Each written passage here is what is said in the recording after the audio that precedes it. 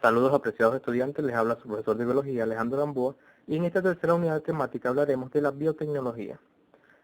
Espero les agrade esta unidad temática y saludos a todos.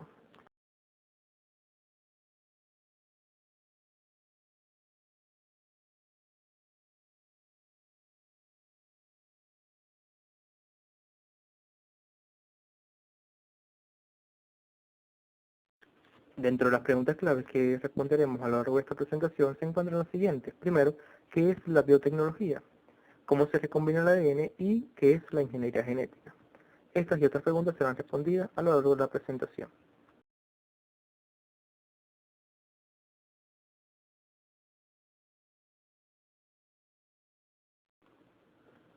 Lo primero que vamos a aclarar es qué es la biotecnología. Bueno, esta es todo uso comercial o alteración de organismos, células o moléculas biológicas para alcanzar prácticas específicas. Digamos que esta es una definición amplia de lo que es la biotecnología. Además, se dice que la biotecnología es tan antigua como la civilización misma.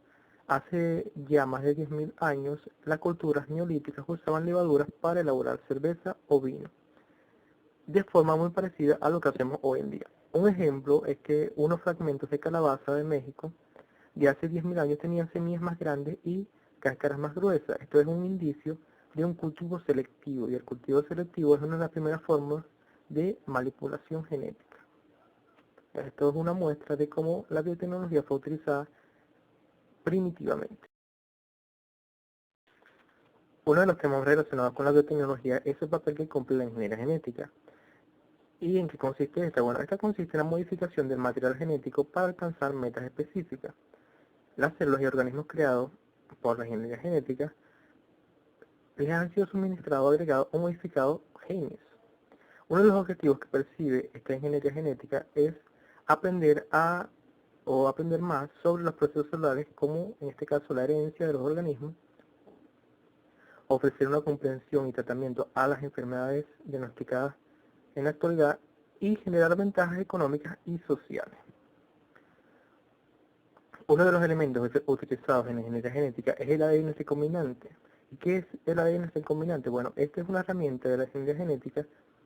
En el ADN recombinante contiene genes o partes de genes de diferentes organismos, en muchos casos de especies distintas, y este ADN recombinante se puede cultivar en bacterias y virus o levaduras para transferirlas luego a otros organismos.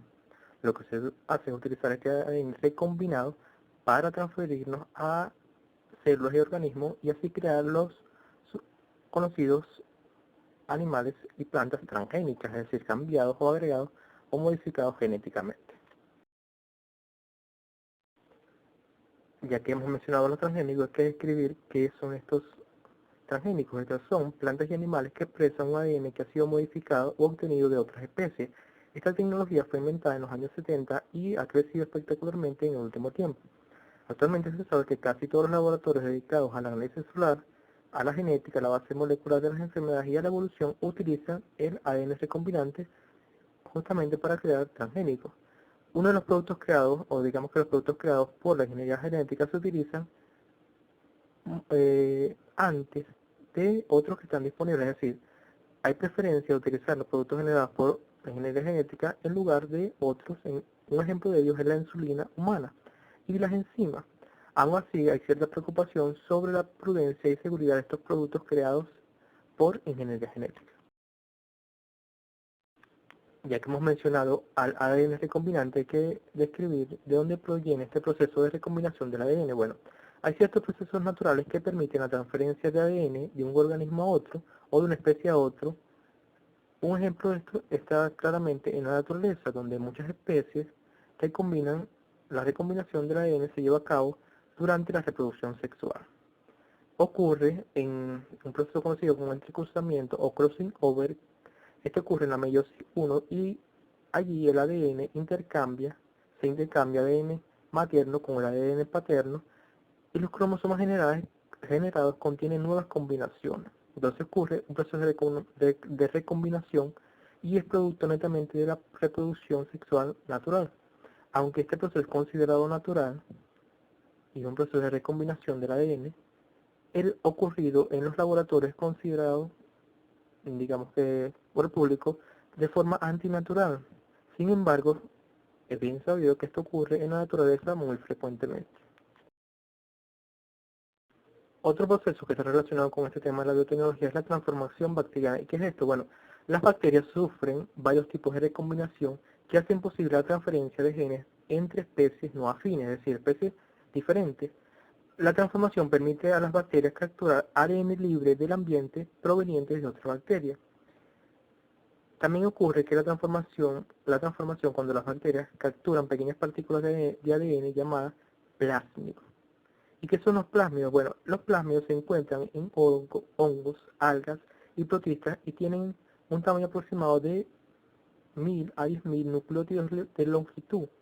Una bacteria puede tener docenas o cientos de copias de un plásmido que son liberados al ambiente cuando la bacteria muere. De esta forma, cuando una bacteria muere, libera los plásmidos y los plásmidos son atrapados por otras.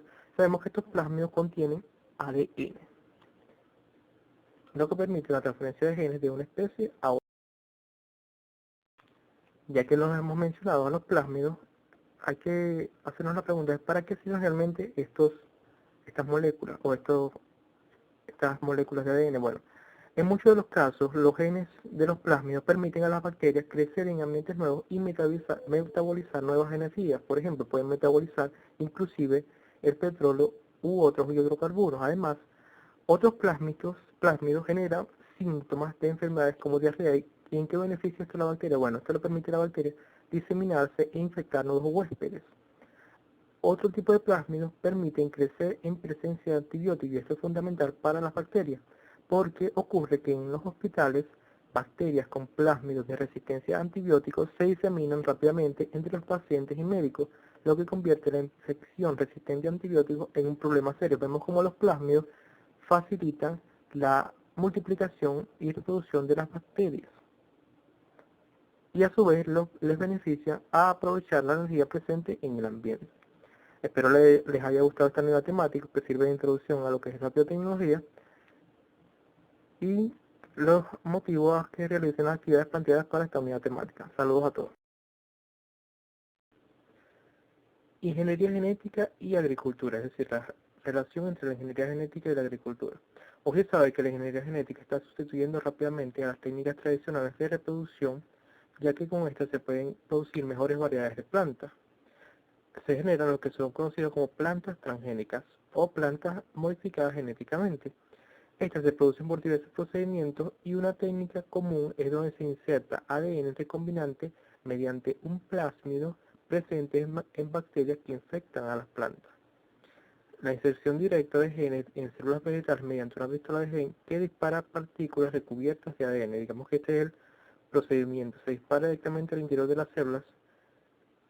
Por ejemplo, en la planta de trabajo transgénica con un gen de luciérnaga que la hace brillar. Se la ve en la siguiente diapositiva. Una planta de tabaco transgénica que tiene un gen de luciérnaga que la hace brillar.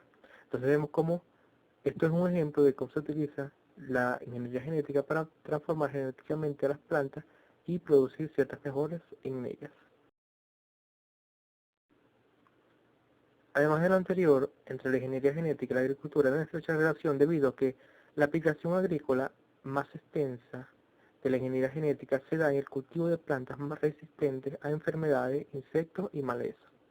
Los científicos suelen incorporar genes del genoma de la especie que le permiten a las plantas cultivar o resistir los efectos de los herbicidas.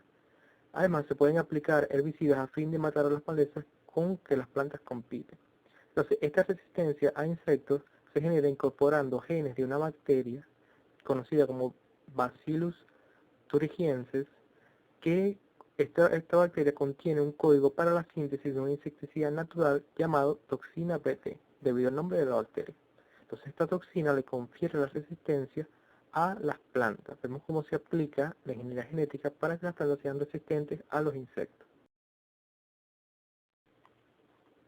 Seguimos hablando de la ingeniería genética y la agricultura y se dice que los ingenieros genéticos intentan crear plantas capaces de fungir como vacunas económicas, es decir, que estas plantas sirvan como reservorio o reserva de la vacuna, ya que esto le permite una facilidad en la elaboración Por ejemplo, se han creado papas que podrían comerse crudas para conferir resistencia a la hepatitis, a la diabetes, cólera y a Escherichia coli. Aún así, a pesar de que se han hecho estas papas, se está haciendo el intento de que sean, en lugar de papas, sean plátanos, ya que los plátanos tienen mejor sabor. ¿Y en qué beneficiaría esto? Bueno, la vacuna de plátano contra la Escherichia coli sería muy valiosa en los países en desarrollo, en donde millones de personas, niños, sobre todo niños y bebés, mueren de diarrea cada año por infecciones de la bacteria Escherichia coli. Entonces podemos ver cómo una modificación en la agricultura puede generar beneficios en la medicina. Vemos cómo están interrelacionados la ingeniería genética, la agricultura y la medicina a través de estas vacunas insertadas en los plátanos comestibles para tratar las infecciones de la bacteria Escherichia coli. Cambiemos un poco de temática. Ahora mencionamos la ingeniería genética y su relación con los animales domésticos. Se habla entonces ahora no de plantas transgénicas, sino de animales transgénicos, animales modificados genéticamente que se crean clonando el ADN e inyectándole un óvulo fecundado, y en el caso de que se trate de un mamífero, el óvulo es devuelto a la madre, una madre sustituta, para que pueda desarrollarse. Además, menciona que el progreso de la ingeniería genética en animales de cría ha sido lento y menos productivo que en las plantas. Este proceso, comparado con el generado en la agricultura en las plantas, se considera lento. Un ejemplo es el intento de producir cerdos más magros y de más rápido crecimiento, transfiriendo la hormona de crecimiento humano, y aunque se alimentan bien y crecen rápido, estos tienden a surgir enfermedades, a poseer enfermedades, y tienen una mortalidad muy rápida. Entonces vemos cómo se ha dificultado un poco esto de crear animales transgénicos con ayuda de la ingeniería genética, debido a los efectos secundarios de esta modificación o alteración del genoma. Como ya habíamos mencionado, la ingeniería genética está un poco relacionada con la medicina. ¿Y cómo se relaciona esta aún más? Bueno, porque mediante tinas enormes llenas de bacterias que expresan genes humanos, las empresas biotecnológicas generan proteínas. La primera proteína humana creada por tecnología de ADN recombinante fue la insulina. Sabemos la importancia que tiene la insulina. Además, se aplica esta ingeniería a vacas, cabras, cerdos, conejos y ratas para producir diversas proteínas humanas terapéuticas. Toda esta producción de proteínas es con este fin terapéutico, un fin medicinal. Un ejemplo es que las personas que heredan una forma potencialmente mortal de efisema tienen un defecto del gen que produce la proteína alfa-actricina, y este gen ya ha sido introducido en ovejas que la secretan en la leche. Es decir, estas personas tienen un defecto en el gen que produce esta proteína, carecen de esta proteína alfa-actricina, y se ha logrado que las ovejas secreten en la leche esta proteína como respuesta terapéutica para que las personas puedan adquirir esta proteína de forma no, digamos, no natural, sino complementaria en su alimentación. Entonces vemos cómo la ingeniería genética, la agricultura y la medicina se han relacionado ampliamente para solventar ciertos problemas de salud de la especie humana. Espero que les haya gustado esta temática y los motivos que realicen las actividades planteadas para la misma. Saludos a todos.